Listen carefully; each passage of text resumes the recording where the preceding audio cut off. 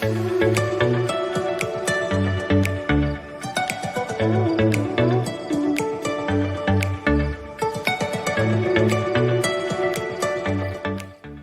bong pro bong stray bong pun je dis rolain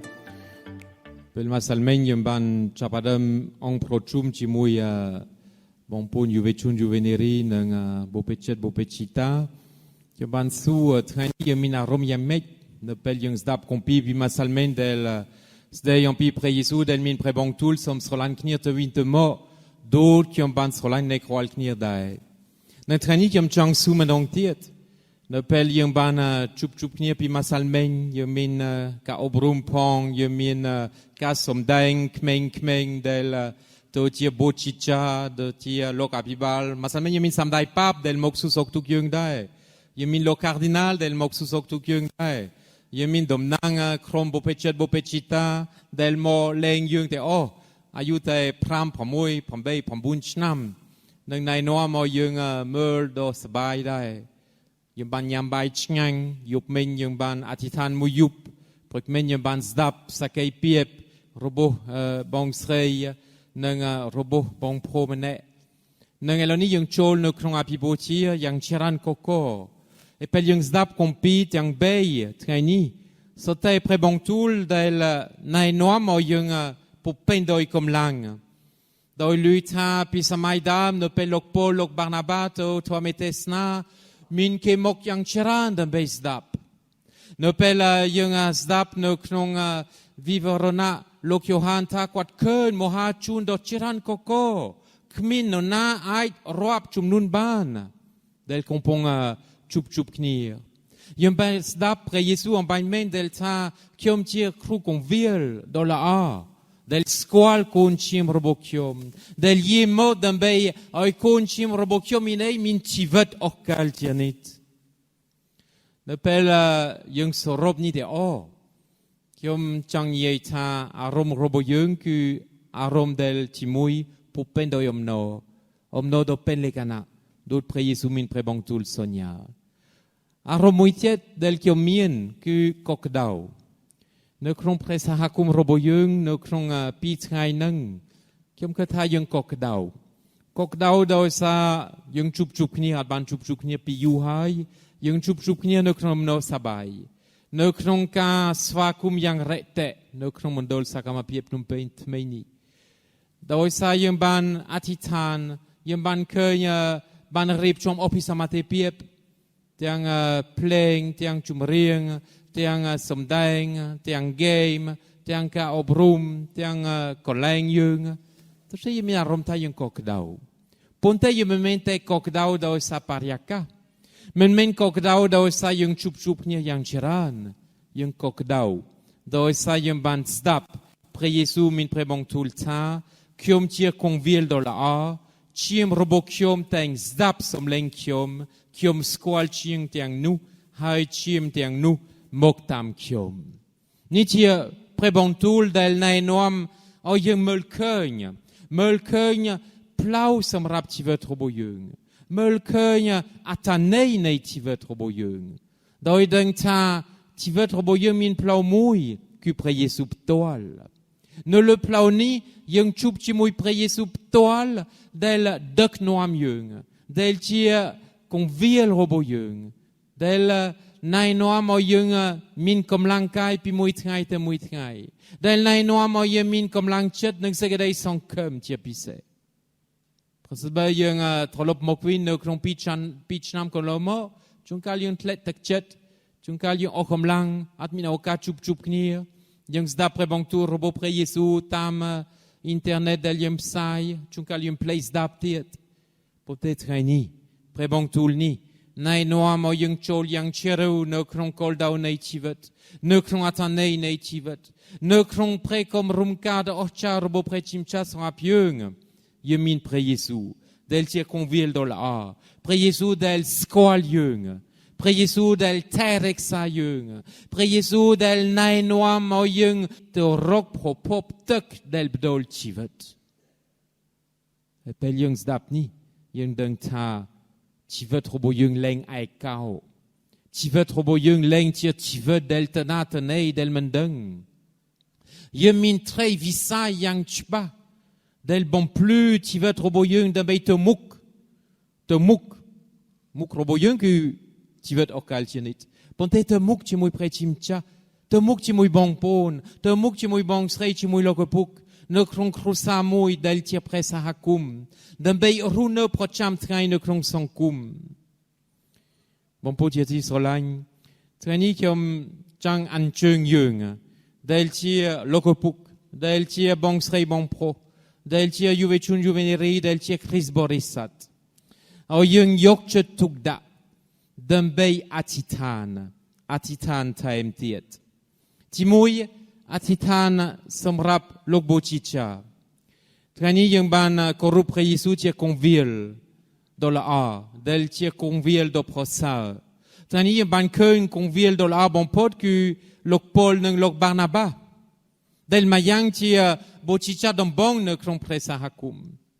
ដែលបានទទួលខុសត្រូវដើម្បីដើរពីទីក្រុងមួយទៅទីក្រុងមួយដើម្បីធ្វើដំណើរជាមួយគ្រីស្ទបរិស័ទលើកទឹកចិត្តគេផ្ដល់កម្លាំងឲ្យគេទោះបីទទួលការបៀតបៀនក៏ដោយដូចយើងស្ដាប់នៅក្នុងអត្ថបទថ្ងៃនេះប៉ុន្តែ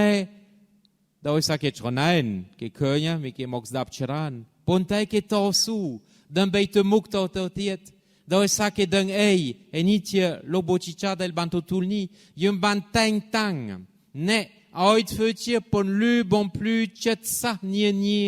នឹងឯណែនាំការសង្គ្រោះហូតទៅដល់ស្រុកដាច់ស្រយាលនៃផែនដី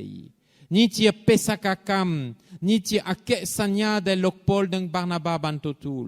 នេះជាអក្ខសញ្ញាដែលលោកបូជីចាបានទទួលដើម្បីធ្វើជាគង្វាលដ៏ល្អនៅលើទឹកដីកម្ពុជាដើម្បីទៅពីភូមិមួយទៅភូមិមួយទៅកន្លែងដាច់ស្រយាលដើម្បីប្រកាសអំពីព្រះយេស៊ូវដែលជាព្រះសង្គ្រោះដើម្បីប្រកាសអំពីជីវិតអកលជានិច្ចដើម្បីប្រកាសដំណឹងល្អជូនដល់អ្នកក្រីក្រដើម្បីបង្ហាញអំពីរបៀបដែលព្រះជាម្ចាស់រំដោះទោះជាបងប្អូនជាទីស្រឡាញ់សូមអធិដ្ឋានសម្រាប់លោកបូជីចាហើយក្នុងលោកបូជីចាមានលោកអភិបាលដែរដើម្បីឲ្យយើងរួមគ្នាដែលជាក្រុមគង្វាលយកចិត្តទុកដាក់តាមរបៀបព្រះយេស៊ូវដើម្បីថែរក្សាដើម្បីស្រឡាញ់ដើម្បីតស៊ូដើម្បីបដូរកម្លាំងកាយកម្លាំងចិត្តដើម្បីណែនាំឲ្យកូនឈាមរបស់យើងមានជំនឿថ្មីមានសេចក្តីសង្ឃឹមថ្មី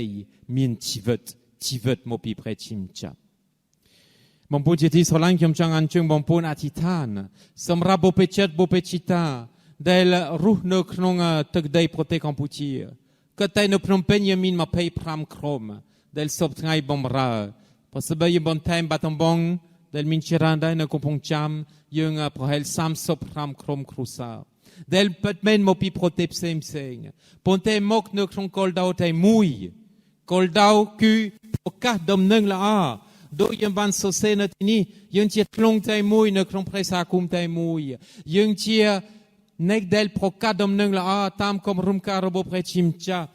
យើងចូលរួមអភិសមត្ថភាពនឹងតាមរយៈក្រុមគ្រួសារនីមួយព្រះសហគមន៍របស់យើងទទួលជីវិតតាមវិស័យអប់រំតាមវិស័យបំរើសង្គមបំរើអ្នកក្រីក្របំរើមនុស្សដែលគ្មានទីពឹងបំរើអ្នកជំងឺបំរើជនពិការបម្រើចាស់ជរាបំរើស្ត្រីមេម៉ាយនិងជាពិសេសកូនក្មេងទៅជាក្រុមគ្រួសារនីមួយជាទ្រព្យសម្បត្តិសម្រាប់ព្រះសហគមន៍របស់យើងដើម្បីបង្ហាញយ៉ាងជាក់ស្ដែងអំពីព្រះハរតីស្រឡាញ់របស់ព្រះជាម្ចាស់សម្រាប់មនុស្សយើងដើម្បីបង្ហាញយ៉ាងជាក់ស្ដែងពិតមែនព្រះរាជរបស់ព្រះជាម្ចាស់កំពុងយាងមកដល់បងស្រីកាមេលដែលអត់នៅទីនេះថ្ងៃនេះដោយសារជាបងស្រីសម្ងាត់ដែលកំពុងអធិដ្ឋានយើងដឹងថាអធិដ្ឋានសម្រាប់យើងពីមួយថ្ងៃទៅមួយថ្ងៃដើម្បីឲ្យយើងបន្តកែប្រែចិត្តគំនិតដើម្បីឲ្យយើងបន្តទៅជាមនុស្សថ្មីនៅក្នុងព្រះយេស៊ូវគ្រីស្ទដែលជាអម្ចាស់ទោះជាអធិដ្ឋានសម្រាប់ក្រុមបុព្វជិតបុព្វជិតាឲ្យរួមគ្នា ចាក់គ្រឹះថែមទៀតនៅលើទឹកដីប្រទេសកម្ពុជាដើម្បីយើងចូលយ៉ាងជ្រៅនៅក្នុងវប្បធម៌នៅក្នុងភាសានៅក្នុងប្រពៃណីដើម្បីឲ្យព្រះសហគមន៍របស់យើងទៅជាព្រះសហគមន៍ដែលពុពេញដោយអំណរសប្បាយដែលចាក់គ្រឹះយ៉ាងជ្រៅនៅលើទឹកដីយើងនឹងបានមានផ្កាផ្លែយ៉ាងច្រើនដ៏បរិបូរណ៍នៅពេលយើងមានផ្លែយ៉ាងច្រើននៅក្នុងព្រះសហគមន៍របស់យើងលែងគិតអំពីតម្លៃប៉ុន្តែយើងគិតអំពីតម្លៃនៃជីវិតដែលគ្មានព្រំដែននៅក្នុងសេចក្តីស្រឡាញ់របស់ព្រះជាម្ចាស់ទីបីឲ្យយើងអធិដ្ឋានសម្រាប់យុវជនយុវនារីនៅក្នុងចំណោមយើងថ្ងៃនេះយើងមានយុវជនយុវនារីមួយចំនួនដែលបានទទួលពិធីជុំទឹកថ្មីនៅក្នុងឆ្នាំនេះថ្មីនៅក្នុងឆ្នាំមុនទៅជាពុយដ៏តូចប៉ុន្តែយើងមើលឃើញនៅក្នុងដួងចិត្តរបស់ពួកគាត់មើលឃើញនៅក្នុងវិញ្ញាណរបស់គាត់មើលឃើញព្រះជាម្ចាស់ដែលកំពុងធ្វើការព្រះជាម្ចាស់ដែលមានគម្រោងការដ៏ពិសេសទូតម្សិលមិញយើងបាននិយាយនៅពេលយើងមើលពងយើងមើលឃើញមាន់ពេលយើងមើលឃើញពុយដ៏តូចយើងមើលឃើញដើមឈើដ៏ធំដែលចេញពីដើមឈើនឹងដែលចេញពីពុយនឹងដូច្នេះនៅក្នុងយុវជនយុវនារីយើងអាចមានសំណួរដោយការលោកយូហានបាទីនៅពេលការថ្មីគេស៊ូទាំងប្រជាជនទាំងឪពុកម្ដាយនៅថ្ងៃអនាគតកូននេះទៅជាអ្វីកូននេះរស់នៅរបៀបណាដោយសារគេឃើញគាត់ប្លែកដូច្នេះសប្តាហ៍យើងអាចស៊ូដែរនៅថ្ងៃអនាគតយុវជនយុវនារីទៅជាយ៉ាងណាប៉ុន្តែចម្លើយគឺនឹងទៅជាគ្រីស្ទបរិស័ទរឹងមាំទៅជាសាក្សីនៃព្រះបង្ទូលរបស់ព្រះជាម្ចាស់នៅក្នុងសង្គមប៉ុន្តែអនាគតគឺអនាគតសុបកានគឺថ្ងៃនេះយកចិត្តទុកដាក់រស់នៅជាសិស្សសាលាជានិស្សិតជាយុវជនយុវនារីនៅក្នុងសង្គមនៅជាមួយមិត្តសម្លាញ់នៅជាមួយពុកម៉ាដែលមិនមែនគ្រីស្ទបរិស័ទដែរដើម្បីធ្វើជាមេនៅក្នុងម៉ាសៅនៃជីវិតដើម្បីឲ្យម៉ាសៅនៃជីវិតលូតលាស់ទៅជានំប៉័នយ៉ាងធំមួយដែលណែនាំឲ្យយើងអាចចិញ្ចឹមមនុស្សយ៉ាងច្រើនដ៏បរិបូរណ៍ប៉ុន្តែមហោបអាហារនេះដែលដឹងថាមកពីឋានបរមសុខជាមហោបអាហារដែលបដូរជីវិតអស់កលជានិច្ចដូច្នេះអធិដ្ឋានសម្រាប់យុវជនយុវនារីឲ្យគេរកឃើញគ្រួសារមួយដ៏ពិសេសនៅក្នុងព្រះសហគមន៍របស់យើងឲ្យគេរកឃើញកម្លាំងកាយកម្លាំងចិត្តដោយដឹងថាពិតមែនព្រះសហគមន៍ជាទីពឹងរបស់ខ្ញុំពិតមែនព្រះយេស៊ូវនិងព្រះបង្ទូលជាទីពឹងរបស់ខ្ញុំនៅពេលខ្ញុំធ្លាក់ទឹកចិត្តនៅពេលខ្ញុំអស់សង្ឃឹមនៅពេលខ្ញុំមានទុក្ខលំបាកនៅពេលខ្ញុំជួបបញ្ហាខ្ញុំទៅមុខទៅទៀតដោយសារខ្ញុំមានព្រះសហគមន៍ដោយសារខ្ញុំមានគ្រួសារដោយសារខ្ញុំមានបងប្អូនបងស្រីដោយសារខ្ញុំមានបងធွာដោយសារខ្ញុំមានលោកឪពុកដែលស្រឡាញ់និងស្ដាប់ខ្ញុំនិងថែរក្សាខ្ញុំនេះជាក្រុមគ្រួសារដែលយើងចង់មានអធិដ្ឋានបងប្អូនជាទីស្រឡាញ់អធិដ្ឋានទៀតនឹងអធិដ្ឋានសម្រាប់ព្រះសហគមន៍នីមួយយើងទូទាំងប្រទេសយើងមាន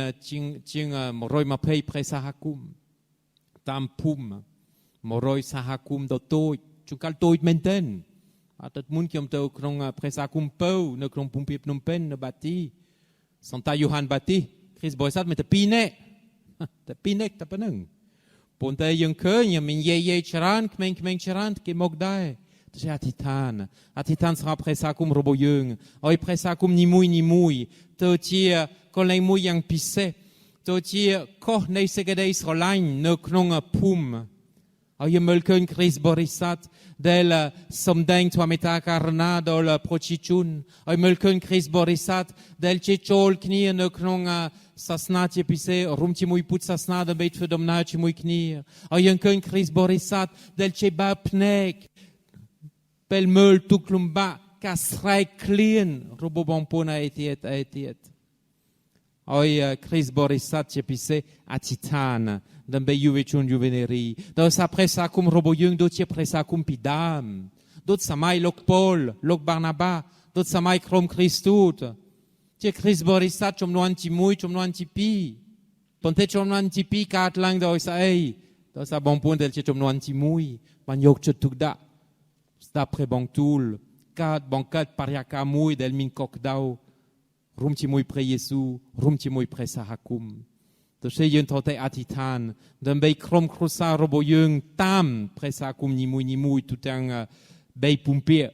យើងបង្កើតបរិយាកាសមួយ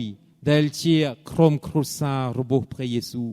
ដែលជាក្រុមគ្រួសារដ៏វិសុទ្ធដូចព្រះនាងម៉ារីសន្តាយូសេហ្វនិងព្រះយេស៊ូវដែលបានណែនាំឲ្យកុមារយេស៊ូវបានទៅជាគ្រូគង្វាលដ៏សប្បុរសបានទៅជាគង្វាលដ៏សប្បុរសដ៏ល្អ